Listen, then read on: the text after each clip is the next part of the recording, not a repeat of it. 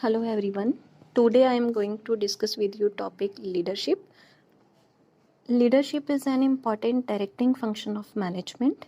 It is a function of inspiring others to achieve common goals.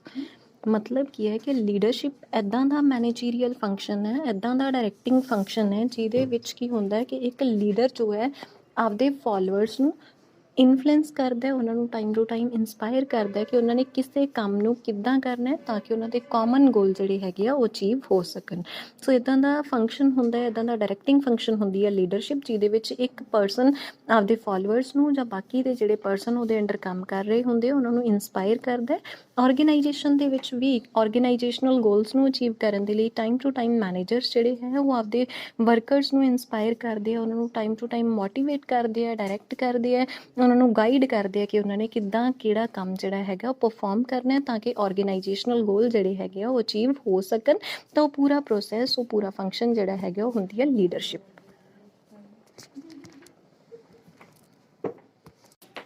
Then nature of leadership, first is ability to influence others, ਕਿ ਉਸ person ਕੋਲ leader ਜੋ ਹੈਗਾ ਉਹਦੇ ਵਿੱਚ ਇੰਨੀ ਕੁ ਅਬਿਲਿਟੀ ਹੋਣੀ ਚਾਹੀਦੀ ਹੈ ਕਿ ਉਹ ਦੂਜਿਆਂ ਨੂੰ ਗਾਈਡ ਕਰ ਪਾਵੇ, ਦੂਜਿਆਂ ਨੂੰ ਇਨਫਲੂਐਂਸ ਕਰ ਪਾਵੇ। ਅਗਰ ਉਹ ਕਿਸੇ ਪਰਸਨ ਨੂੰ ਗਾਈਡ ਨਹੀਂ ਕਰ ਪਾ ਰਿਹਾ, ਆਪਦੇ ਫੋਲੋਅਰਸ ਨੂੰ ਗਾਈਡ ਨਹੀਂ ਕਰ ਪਾ ਰਿਹਾ, ਤਾਂ ਉਹਦੇ ਨਾਲ ਉਹਦੇ ਕਦੇ ਵੀ ਆਰਗੇਨਾਈਜੇਸ਼ਨਲ ਗੋਲ ਜਿਹੜੇ ਆ ਉਹ ਅਚੀਵ ਨਹੀਂ ਹੋਣਗੇ।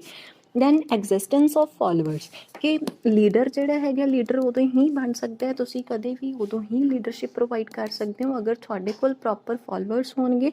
ਅਗਰ ਤੁਹਾਡੇ ਕੋਈ ਪਰਸਨ ਤੁਹਾਨੂੰ ਫੋਲੋ ਕਰ ਰਿਹਾ ਤਾਂ ਹੀ ਤੁਸੀਂ ਜਿਹੜੇ ਹੈਗੇ ਆ ਗੁੱਡ ਲੀਡਰ ਬਣੋਗੇ। ਸੋ ਫੋਲੋਅਰਸ ਹੋਣੇ ਲੀਡਰਸ਼ਿਪ ਦੇ ਲਈ ਬਹੁਤ ਜ਼ਿਆਦਾ ਜ਼ਰੂਰੀ ਹੁੰਦਾ ਹੈ। Then laying down objective for followers, time to time ਜੋ ਲੀਡਰ ਹੈ ਆਪਦੇ ਫੋਲੋਅਰਸ ਦੇ ਲਈ ਕੋਈ ਨਾ ਕੋਈ ਗੋਲ ਸੈੱਟ ਕਰੂਗਾ, ਕੋਈ ਨਾ ਕੋਈ ਆਬਜੈਕਟਿਵਸ ਜਿਹੜੇ ਹੈਗੇ ਆ ਸੈੱਟ ਕਰਦਾ, ਜਿਨ੍ਹਾਂ ਨੂੰ ਅਚੀਵ ਕਰਨ ਦੇ ਲਈ ਉਹਨਾਂ ਨੂੰ ਉਹ ਗਾਈਡੈਂਸ ਪ੍ਰੋਵਾਈਡ ਕਰੂਗਾ। ਕਿਸੇ ਵੀ ਆਰਗੇਨਾਈਜੇਸ਼ਨ ਦੇ ਵਿੱਚ ਅਗਰ ਕੋਈ ਵੀ ਮੈਨੇਜਰ ਜਿਹੜਾ ਹੈਗਾ ਐਜ਼ ਅ ਲੀਡਰ ਕੰਮ ਕਰ ਰਿਹਾ ਤਾਂ ਉਹ ਆਪਦੇ ਫੋਲੋਅਰਸ ਨੂੰ ਕੋਈ ਨਾ ਕੋਈ ਗੋਲ ਜਿਹੜੇ ਹੈਗੇ ਆ ਸੈੱਟ ਕਰਕੇ ਦੇਊਗਾ, ਜਿਨ੍ਹਾਂ ਨੂੰ ਉਹਦੇ ਵਰਕਰਸ ਨੇ ਅਚੀਵ ਕਰਨਾ। ਸੋ ਆਰਗੇਨਾਈਜੇਸ਼ਨਲ ਗੋਲਸ ਨੂੰ ਅਗਰ ਅਚੀਵ ਕਰਵਾਉਣਾ ਹੈ ਤਾਂ ਕੋਈ ਵੀ ਲੀਡਰ ਜਿਹੜਾ ਹੈਗਾ ਜਾਂ ਮੈਨੇਜਰ ਜਿਹੜਾ ਆਪਦੇ ਵਰਕਰਸ ਦੇ ਲਈ ਕੋਈ ਨਾ ਕੋਈ ਗੋਲ ਜਿਹੜੇ ਹੈਗੇ ਆ, ਕੋਈ ਨਾ ਕੋਈ ਆਬਜੈਕਟਿਵ ਜਿਹੜੇ ਹੈਗੇ ਉਹ ਸੈੱਟ ਕਰਦਾ। Then is personal quality. Leadership ਜਿਹੜੀ ਹੈ ਹਰੇਕ ਪਰਸਨ ਦੀ ਆਪਣੀ ਡਿਫਰੈਂਟ ਕੁਆਲਿਟੀਜ਼ ਹੋਣਗੀਆਂ।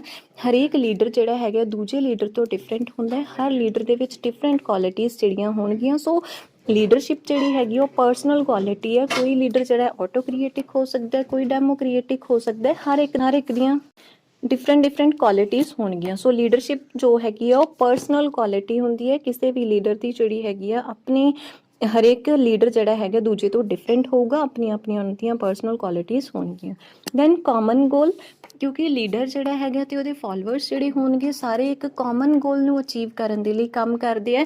ਕਿਸੇ ਵੀ ਆਰਗੇਨਾਈਜੇਸ਼ਨ ਦੇ ਵਿੱਚ ਅਗਰ ਕੋਈ ਮੈਨੇਜਰ ਜਿਹੜਾ ਹੈਗਾ ਉਹ ਲੀਡਰ ਦੀ ਤਰ੍ਹਾਂ ਕੰਮ ਕਰ ਰਿਹਾ ਤਾਂ ਉਹਨੇ ਆਪਦੇ ਵਰਕਰਸ ਤੋਂ ਕੰਮ ਕਰਵਾਉਣਾ ਤਾਂ ਉਹਨਾਂ ਦਾ ਕਾਮਨ ਗੋਲ ਹੋਊਗਾ। ਕਿਸੇ ਵੀ ਆਰਗੇਨਾਈਜੇਸ਼ਨ ਦੇ ਵਿੱਚ ਜਾਂ ਕਿਤੇ ਵੀ ਕੋਈ ਵੀ ਲੀਡਰ ਹੈ ਅਤੇ ਉਹਦੇ ਫੋਲੋਅਰਸ ਹੈ, ਸਾਰਿਆਂ ਦਾ ਇੱਕ ਕਾਮਨ ਗੋਲ ਹੁੰਦਾ ਜਿਹਦੇ ਲਈ ਉਹ ਕੰਮ ਕਰਦੇ ਹੈ।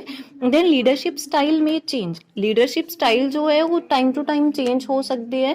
ਹਰੇਕ ਜਿਹੜਾ ਲੀਡਰ ਹੈ ਉਹ ਜਿੱਦਾਂ ਦੀ ਸਿਚੁਏਸ਼ਨ ਕ੍ਰੀਏਟ ਹੋਊਗੀ ਉਹਦੇ ਅਕੋਰਡਿੰਗ ਉਹ ਬਿਹੇਵ ਕਰਦਾ। ਹਰੇਕ ਦਾ ਆਪਣਾ ਸਟਾਈਲ ਹੋਊਗਾ।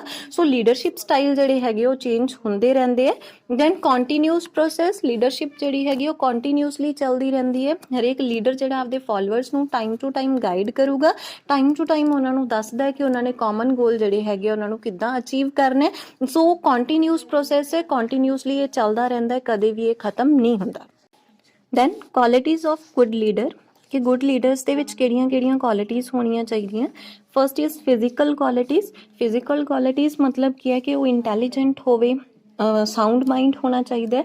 ਹਰ ਕੰਮ ਨੂੰ ਉਹ ਪ੍ਰੋਪਰ ਵੇ ਦੇ ਵਿੱਚ ਕਰ ਸਕਦਾ ਹੋਵੇ। ਅਗਰ ਉਹ ਖੁਦ ਇੰਟੈਲੀਜੈਂਟ ਹੋਊਗਾ, ਉਹਦੇ ਕੋਲ ਨੌਲੇਜ ਹੋਊਗੀ, ਉਹਦੀ ਉੱਦਾਂ ਦੀ ਪਰਸਨੈਲਿਟੀ ਹੋਊਗੀ, ਤਾਂ ਹੀ ਉਹ ਦੂਜਿਆਂ ਨੂੰ ਅਟਰੈਕਟ ਕਰ ਪਾਊਗਾ, ਤਾਂ ਹੀ ਉਹ ਆਪਦੇ ਫੋਲੋਅਰਸ ਤੋਂ ਕੰਮ ਜਿਹੜਾ ਹੈਗਾ ਉਹ ਕਰਵਾ ਪਾਊਗਾ।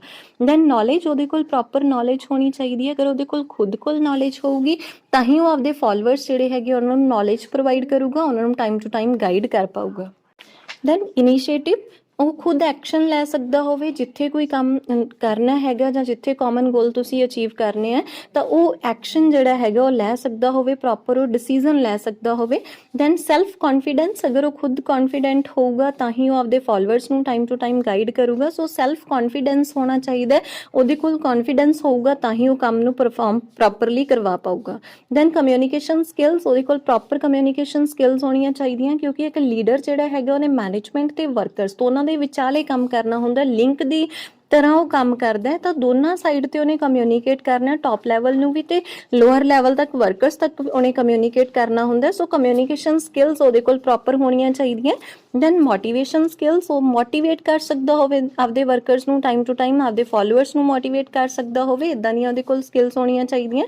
ਦੈਨ ਡਿਸੀਜ਼ਨਨੈਸ, ਕਿ ਉਹ ਟਾਈਮ ਟੂ ਟਾਈਮ ਡਿਸੀਜ਼ਨ ਲੈ ਸਕਦਾ ਹੋਵੇ, ਜਦੋਂ ਵੀ ਲੋੜ ਹੈ ਤਾਂ ਉਦੋਂ ਹੀ ਉਹ ਡਿਸੀਜ਼ਨ ਜਿਹੜਾ ਖੁਦ ਲੈ ਸਕੇ, ਇੱਦਾਂ ਦੀ ਉਹਦੇ ਕੋਲ ਅਬਿਲਿਟੀ ਹੋਣੀ ਚਾਹੀਦੀ ਹੈ।